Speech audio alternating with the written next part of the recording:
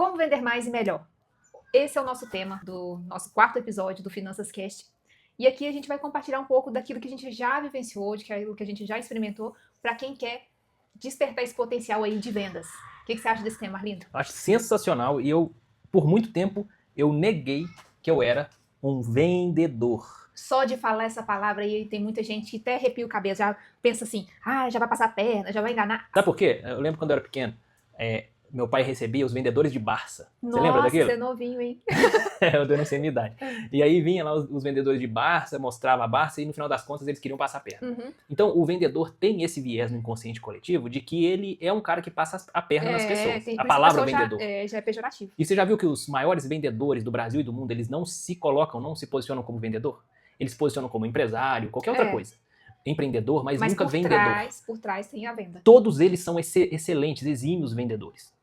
Agora, o vendedor é o cara que conecta quem tem um desejo com quem tem uma solução. O vender é juntar essas duas coisas para o bem de todo mundo. E o que, vamos dizer assim, quebrou essa ligação aí no meio do caminho foi justamente o contrário. Igual, por exemplo, uma vez eu fui no salão e lá no meu momento de emoção, falei com a moça, perguntou assim, nossa, mas como que tá seu cabelo? Ela tirou da minha boca. Eu falei assim, meu cabelo é muito oleoso, eu preciso de um produto assim, assim, assado. Seu cabelo é lindo. Muito obrigada. Mas aí, o que acontece? Ela me ofereceu um produto que ela tinha lá e não um produto que era o que eu realmente precisava. Você lembra o que aconteceu com o nosso cabelo? Ficou horroroso, porque eu uso os seus shampoos, né? Então... Gente, mas pensa no negócio, o cabelo ficou uma palha de aço, ficou assim seco.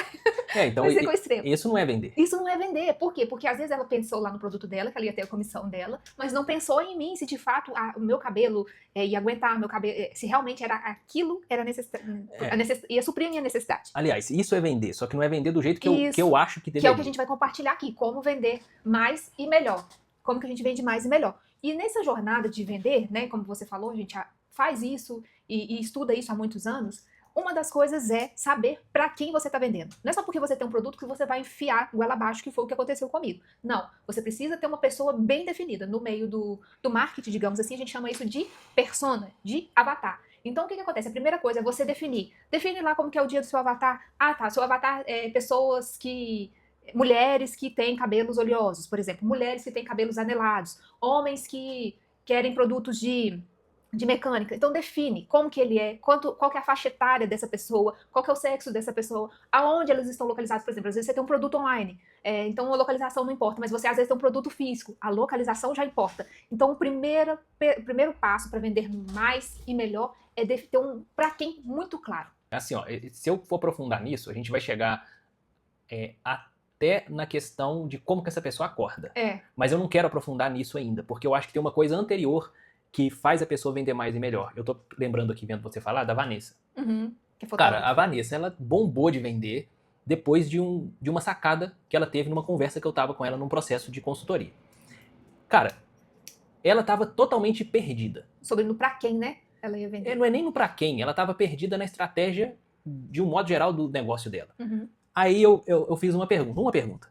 Que mudou completamente a forma de enxergar o negócio dela. Eu falei assim, você quer o que com esse negócio? Você quer chegar aonde? O que você quer que esse negócio te entregue?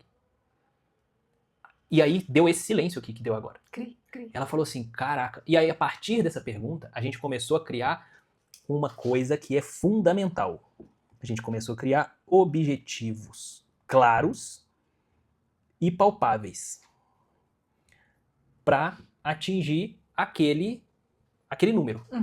Eu já falei, objetivo claro e palpável é número. Então nós definimos um número. Olha, eu quero faturar X mil reais com esse negócio no ano. Para eu faturar X mil reais, eu tenho que faturar X dividido por 12 reais por mês. Para eu faturar X dividido por 12, eu tenho que faturar X dividido por 12 dividido por 30 reais por dia. Então eu tenho que, se meu produto custa tanto, eu tenho que fazer tantas vendas. Preciso de tantos clientes. Agora, será que eu posso mexer na precificação desse produto? Esse produto eu posso agregar valor nele e posso dobrar, triplicar o valor que eu cobro. Agregando o valor, mudando o avatar. Aí entra no avatar. Porque, uma coisa que aconteceu com ela vendia para pessoas de uma determinada classe. Ela agregou valor, melhorou o produto e começou a vender, a entregar para pessoas de uma classe maior. E, consequentemente, um produto mais caro. Um produto melhor e, consequentemente, mais caro. E com uma margem de lucro maior. Foi fantástico. E aí ela decolou. Mas não, tudo partiu do objetivo. Depois, alinhamento de avatar, e de público. só isso, tanto é que essa sacada pode mudar o jogo, te fazer vender mais melhor, foi porque em 3 meses ela fatura, em média, 140 mil. Em 3 meses. É muito dinheiro. Então, assim, esse seria o primeiro foco. O segundo foco é definir o nicho de atuação. Então, é muito importante. É o nicho da saúde? É o nicho da beleza? Qual que é o nicho que a pessoa está atuando? E conhecer esse nicho.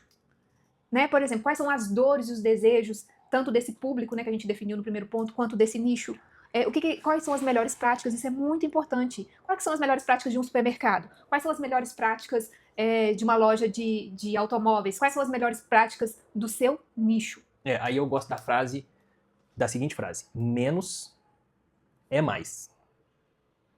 Você ser menos, falar com menos pessoas, você tem mais resultados. Quando você nicha, você está falando assim, olha, eu estou falando sim para um determinado número de pessoas e não para todo o resto. Uhum. Né? Quando a gente se posiciona, por exemplo, igual, eu vou pegar o exemplo aqui que a gente estava falando da Vanessa, era fotógrafa, e aí ela falou assim, cara, eu vou falar para gestante e vou falar para... Eu não lembro mais, é newborn, né? Não, não é newborn, não. É mais gestante ensaio de família, de Natal, mãe, essas coisas. Pronto, falou não para todo o resto. Mas o que acontece? Às vezes, quando fala isso, dá aquele medo. Meu Deus, mas aí eu vou ficar com poucas pessoas para me vender. Vou perder a oportunidade. Dá essa sensação. Eu não quero perder. Eu quero falar com todo mundo, porque eu sei falar com todo mundo. Exato. Eu sei vender para todo mundo. E aí? Só que isso aí acaba o tiro saindo pela culatra. Por quê? Eu conheço uma pessoa também que ela sabe ensinar. Ela é uma exímia mentora do nicho dela. Por conta disso, ela sabe muito sobre muitas áreas, sobre relacionamento, sobre família, sobre saúde mental, saúde física, ela sabe de tudo e fala muito bem de tudo. Só que quem olha de fora fala assim, mas tá, quem que é essa pessoa? Como que ela pode me ajudar? Bom, hoje ela falou de relacionamento, mas eu não tenho problema com relacionamento. Ah, ela falou de saúde, mas eu não tenho problema com saúde. Entendeu? Então meio que cria uma desconexão, assim, não dá aquele tchan, entendeu? Que quando você define um nicho, aquele tchan surge. Você conecta com aquela pessoa e fala assim, não, aquela pessoa ali vai me ajudar a vender mais e melhor. Por quê? Porque ela fala daquilo. Ah, o Arlindo é aquela pessoa que vai me ajudar a ganhar dinheiro quando eu vivo a vida. Porque ele ensina o que é preciso para ganhar dinheiro. Não só numa coisa, mas tudo que eu preciso sobre ganhar dinheiro enquanto vivo a vida, tá lá. Exatamente. O menos é mais sempre, cara, quando a gente tá falando de nicho. Quando você fala... aí vamos pegar o médico, né? O médico também cai nesse ponto que você falou dessa pessoa aí, que você não quis citar o nome. O médico, quanto melhor ele é, mais amplo é o conhecimento dele. E aí quando ele começa a falar de um monte de coisa, ele não fala nada. Então o que a gente vê hoje na internet? Um monte de gente, não só médico, mas um monte de profissionais que são muito bons e que têm dificuldade de lidar com o digital por dificuldade de definir o nicho, uma coisa só. Você vai conseguir falar de tudo daqui a pouco, mas você tem que começar com uma coisa só. Você tem que dar um foco. Aí eu gosto daquele desenho, eu queria ter um quadro aqui para desenhar. O desenho é o seguinte, é um círculo, e a gente tá no Finanças Cash, também não dá para mostrar só para quem tá no YouTube, né? É um círculo com várias setas assim, tipo um sol saindo dele. Cada seta dessa representa o foco da pessoa. Quando essa pessoa, aí eu vou desenhar um outro círculo do lado, pegando todas essas setas e colocando todas juntas, vai ficar uma seta gigante para cima, empilhadas, falando que quando você alinha foco em uma coisa, aquela coisa cresce. O foco, tudo que você foca, expande. Então, o foco tem a ver com o nicho. Quando você define o nicho, você vai ser conhecido por aquela coisa. E depois você pode falar do que você quiser. Você pode abrir depois outros canais, outras coisas. Mas é importante você, no início, para você se dar bem na internet ou qualquer outro lugar, no digital... Porque o mundo é digital, né? Tem que falar do digital. Focar e definir o nicho. E isso também tem um fundamento com o estudo científico, que é o gatilho da especificidade. Então, do especialista. Por exemplo, quando eu estava atuando bastante na advocacia, eu comecei pelo nicho trabalhista. Hoje eu sou advogada mais voltada para o setor imobiliário. Mas eu me especializei... Então mais dinheiro, né? Com certeza. Eu me especializei. Então, eu comecei a ser reconhecido ali naquele meio de advogados. Então, é direito trabalhista? Quem que eu vou procurar? Vou procurar a Lília. Eu preciso de uma audiência trabalhista, quem que eu vou procurar? Vou procurar a Lília. Entendeu? Então, ou seja, é o gatilho mental da especificidade, da especialidade. Você ser reconhecido como especialista em X. Sou especialista, tô falando de cabelo, mas sou especialista em mechas, sou especialista em alisamento, sou especialista na área da saúde e tal, drenagem, ou algum procedimento facial, estético, corporal. Sou especialista naquilo. Isso é chave para quem quer vender mais e melhor. E agora o terceiro ponto, e um ponto muito importante, né, que poucas pessoas entendem isso, é o que a gente vê no mercado falando sobre promessa. Então, o que é a promessa? Você vai prometer coisas mirabolantes? No início, se pregava isso. Se pregava assim, por exemplo, assim, você tem que oferecer para o seu cliente uma coisa que ele fala assim, meu Deus, isso é inacreditável. Isso é muito bom para ser verdade. É isso, mais 2019, 2016, 2020. E aí começou aquela avalanche de gente prometendo muito dinheiro em pouco tempo, emagreça, sei lá de quê. Emagreça em 7 dias, emagreça 30 quilos em 7 dias, sabe? Só que acontece, muita gente caiu nisso, aí algumas pessoas começaram a se decepcionar, e a mente do consumidor, ela começou a ficar mais consciente, começou a ficar mais amadurecida. Então, o que acontece hoje? Hoje nós estamos no mercado onde o consumidor, ele é mais esperto, digamos. Então, a nossa promessa saiu dessa promessa mirabolante e está transicionando para uma promessa que eu chamo de promessa plausível. O que é essa promessa que eu chamo de promessa plausível? É uma coisa que o consumidor olha e fala assim, né? No caso, o avatar, o nosso cliente ideal, que ele olha e fala assim, poxa, isso eu consigo alcançar. Olha, isso é factível com a minha realidade. Pelo que ela está me oferecendo, soa como verdade. É uma coisa que eu quero, eu não sei como eu consigo, mas eu sei que é possível. Entendeu? Então esses são os elementos de quando você tem um produto e você quiser vender mais e melhor, para você prometer, é uma frase que você vai bater sempre oferecendo para o seu cliente. Então você olha para o seu produto e fala o seguinte, qual que é a promessa que eu faço sobre o meu produto para esse cliente?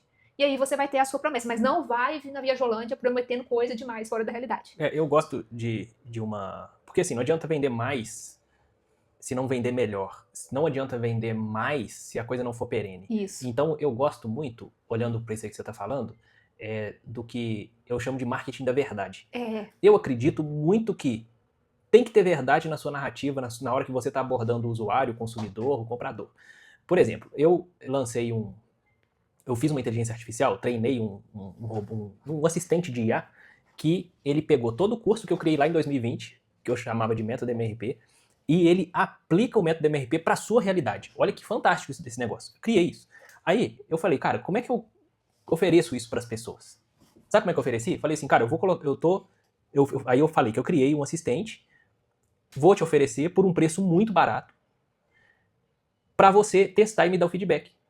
É a verdade. Eu só falei a verdade. Exatamente. E o usuário, quem está comprando na ponta, entende e fala assim, caraca, é isso mesmo. Eu não falei assim, ele já foi testado e aprovado por várias pessoas, mas as pessoas mudaram de vida com esse assistente. Não. As pessoas mudaram de vida com o método MRP lá de 2020, técnica, né? Com a técnica, com a minha estratégia. Mudaram. Mas com esse assistente ainda não. Então eu tenho que falar a verdade.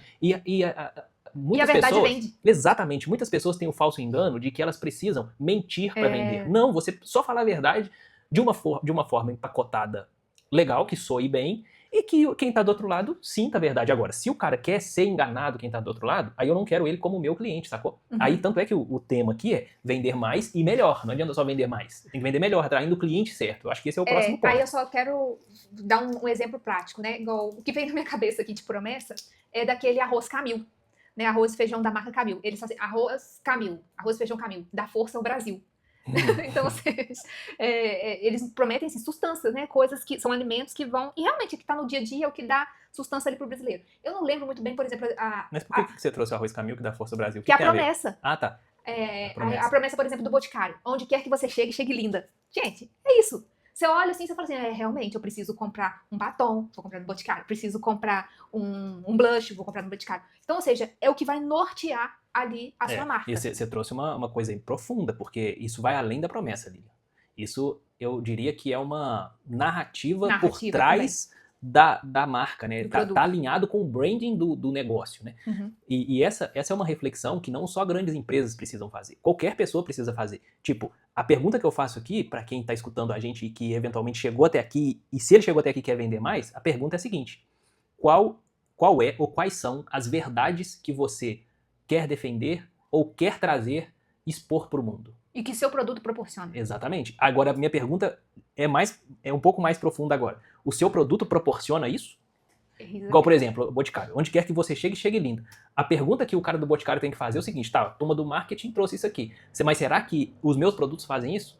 É um questionamento. É um questionamento interno que se a gente não compra o produto primeiro, não tem como vender. Eu acho que o próximo ponto tem que ser esse aqui que a gente vai tratar. Primeiro eu compro o produto. Exatamente. Primeiro eu eu compro a narrativa, depois eu vendo. Porque se eu comprar, fica fácil de eu vender. Se a gente pegar esses 3 pilares, vamos dizer assim, 3 pontos, que é definir o público, né, que é o avatar, o nicho para quem a gente vai falar, e essa promessa plausível, são os 3 pontos ali que são fundamentais e determinantes para a gente vender mais e melhor. É infalível ter isso claro. A gente falou mais do que 3, né? A gente falou... 3 e desmembrando, né? Não, a gente falou de uma coisa que vem antes.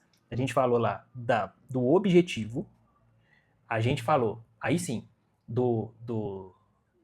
de definir o nicho, público, promessa. A gente falou de narrativa e desmembrou tudo. O que você acha? Só esses 4, 5 pilares aí já faz a pessoa vender mais e melhor? Para mim, se ela fazer isso bem feito, ela vai conseguir vender mais e melhor. Tem outros assuntos que a gente pode abordar, mas isso aí bem feito, eu acredito que sim. Essas são as bases estratégicas, né? Agora tem, né, a dica lá. Produto. De como, o que você faz e tal. Por exemplo, vou te dar um exemplo aqui.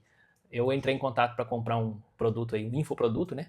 Aí, inscrições estavam fechadas. Aí o cara me mandou para um formulário. Aí eu preenchi o formulário. Aí uma pessoa entrou em contato comigo pelo WhatsApp e falou assim, a gente consegue abrir vaga para você. Eu falei, beleza.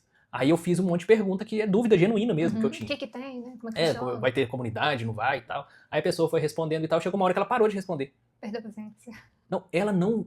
Cara, assim, eu não fiz pergunta, eu não fui chato. Eu fiz pergunta que precisava coerente. E ela parou de me responder. Cara, ela perdeu uma venda feita. E agora eu tô pensando que, será que eu preciso realmente disso agora? Será que eu não tenho outra pessoa para comprar? Cara, são técnicas simples que você tem que implementar no seu processo de vendas, que às vezes só essa técnicazinha simples já faz a mudança de jogo, já faz a virada de chave. Ou seja, responder rápido. Agora, não tem gente para responder rápido? Coloca uma IA então, coloca um assistente de inteligência artificial, né? Mas tem que resolver o problema, tem que servir. Venda tem a ver com servir. Eu acho que essa é a grande sacada que eu tive de venda. Né? Primeiro, tomar consciência que eu sou um vendedor. Segundo, tomar consciência que eu quero servir.